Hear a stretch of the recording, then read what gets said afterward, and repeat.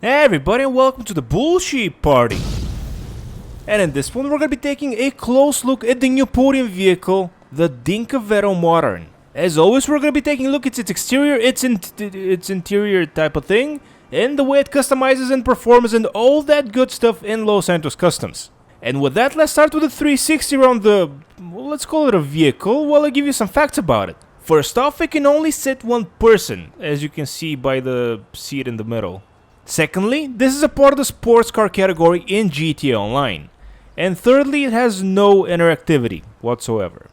It costs about $1 million when it's not discounted, and it was released late 2020, which makes it less than a year old. And with the exterior done, let's jump in and see what the interior looks like. Wow, it's so cozy, it's incredible. Yep, feels pretty much like sitting on the pavement. As for the sound,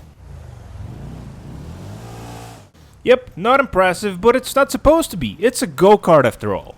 And with that, it's time to see if it's a rear-wheel drive or an all-wheel drive vehicle. And, well, that's a first. This vehicle actually has so little power that it can't spin its wheels. Hopefully that's gonna change when we exit Santos Customs and fully upgrade this. But for now, let's go to Santos Customs first.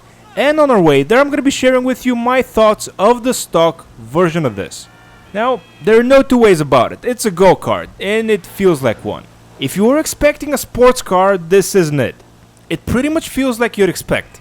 And yes, the acceleration is atrocious, the top speed is horrible, the traction is pretty much non-existent, the brakes are very bad, and the handling is a joke. Case in point. And all in all, I gotta say, so far I'm really disappointed in this 2020 released vehicle. Should be noted that this is my first time driving any go-kart in the game, so these are my literal first impressions. And so far, I can't help but feel that go-karts just don't have place in GTA Online. But maybe that's gonna change when we fully customize this in Santos Customs. Maybe the customization is gonna be incredible. Maybe the performance after upgrading it is gonna be incredible. And so far I have no answers to these questions. But let's get into Santos Customs. Oh no, it's so slow. Anyway, let's get into Santos Customs and see what we can customize on this go-kart.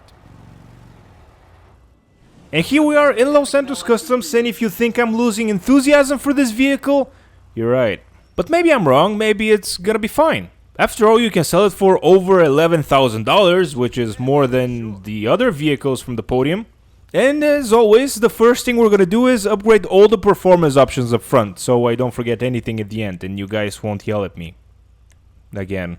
And the first thing I found very curious about this vehicle is that it doesn't have a transmission option. And as I'm looking at the chart on the left hand side of the screen, I'm thinking, acceleration's maxed out? Really? Well, that's just sad. Anyway, you can customize the engine block or the color of it, and you can choose a new pipe. A new exhaust tip for the, well, exhaust type of thing. And yes, you have a lot of choice here, but let's face it, none of the choices are good. So let's go with the least offensive one and move on to the next customization option, which is the heel grips. And I really can't believe that this is even customizable. It's barely noticeable, and I'm assuming most of you wouldn't even care for it. And we're up to the liveries, and you can choose a different livery if you're into that. Maybe your favorite number is gonna be here, or maybe not. In any case, you have a plethora of different livery options. Over 30 of them. And if you don't like any of them, then do like me and select the stock option, which is the cleanest one, which is the one that I'm gonna go with. But not before showcasing the rest of the liveries. And as soon as we're done with this, we're gonna go to the next customization option, which is gonna be the pedals. That's right, you can customize the pedals of this vehicle. And just like with the floorboard, I don't really see the point in this. I mean, yes, it's cool to have customization to make the vehicle feel like your own, but come on now, this is getting ridiculous. Next up, we can choose between 5 steering wheels that look exactly the same. Great. And with that, we're almost done with customizing this vehicle, believe it or not. The final customization we have here are the wheels, and I was kind of excited about this before realizing that you can only change the tire smoke color. Great. And with that, it's your favorite part of the video, where we choose a color for this week's Podium vehicle. And as always, I post a poll on my channel asking you guys, the viewers slash subscribers, what color do you want me to make this vehicle in this video you're watching right now? And the choices were very black and white.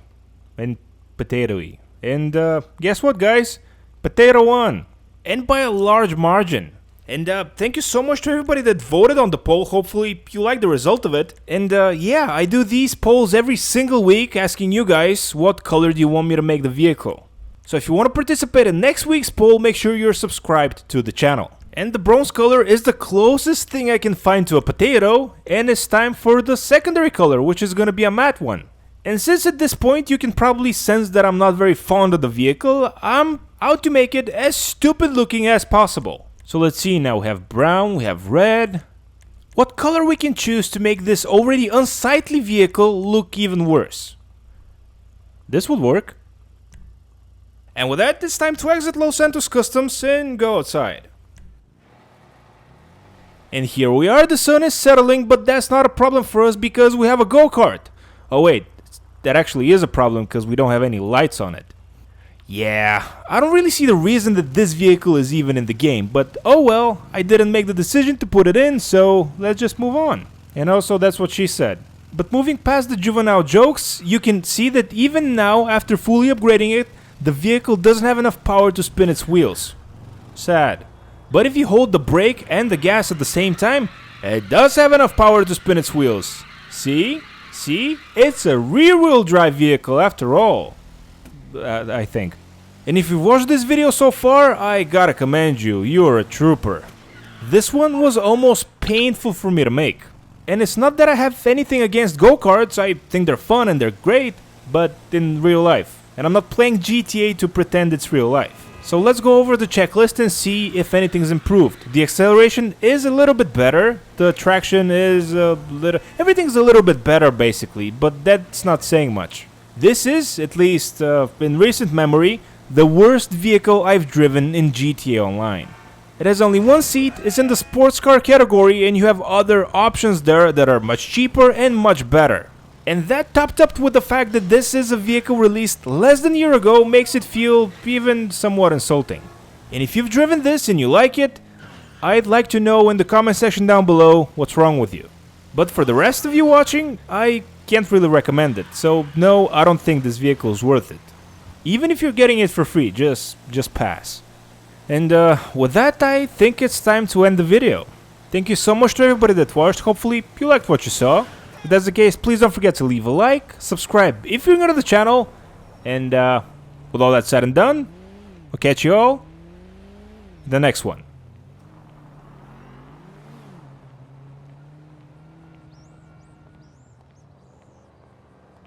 I wonder which is worse, the Veto Modern or the Toreador? Probably should give it to the Veto Modern, but not by much.